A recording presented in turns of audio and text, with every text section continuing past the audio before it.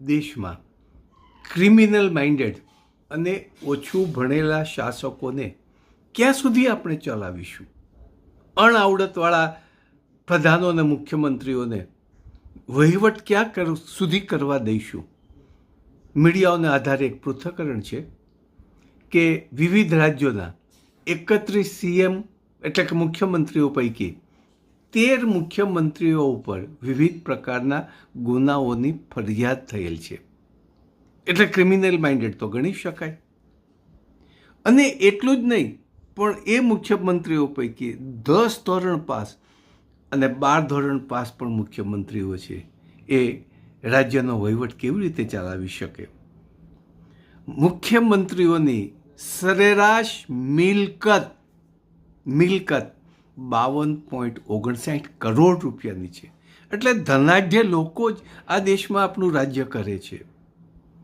એટલું જ નહીં, વર્તમાન અને પૂર્વ સાંસદો અને ધારાસભ્યો સામે વિવિધ કોર્ટમાં 5000 કેસો પેન્ડિંગ પડ્યા છે. અને એ પણ જો એની તપાસ થાય તો એમાંથી ઘણાના બિન જામીન પાત્ર ગુનાઓ પણ છે. પરંતુ સત્તા ઉપર બેસીને ધારાસભ્ય બનીને આવા કેસોનો નિકાલ થવા દેતા નથી. દિલ્હીમાં ખુદ 31 ધારાસભ્યો પૈકી 16 ભાજપના છે અને 15 આમ આદમી પાર્ટીમાં છે. ક્રિમિનલ કેસો થયેલા છે. અને એમાંથી આમ આદમી પાર્ટીના 10 અને ભાજપના 7 ધારાસભ્યો ઉપર ગંભીર ક્રિમિનલ કેસો છે કે જે બિન જામીન પાત્રો છે.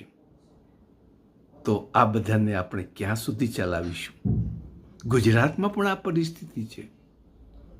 મિત્રો, આપણે ઇન્ડિયાને ભારતમાં ફેરફાર નહીં કરી શકીએ, પણ ગુજરાતમાં ચોક્કસ ફેરફાર કરીશું. સંગઠિત થઈ એક જ પોલિટિકલ પ્લેટફોર્મ પર આપણે એકઠા થઈ અને ગુજરાતમાં પરિવર્તન લાવીશું. ગુજરાતમાં તમામ રાજકીય પક્ષોને જાકારો આપી અને પરિવર્તન લાવીશું. આભાર. જય હિન્દ.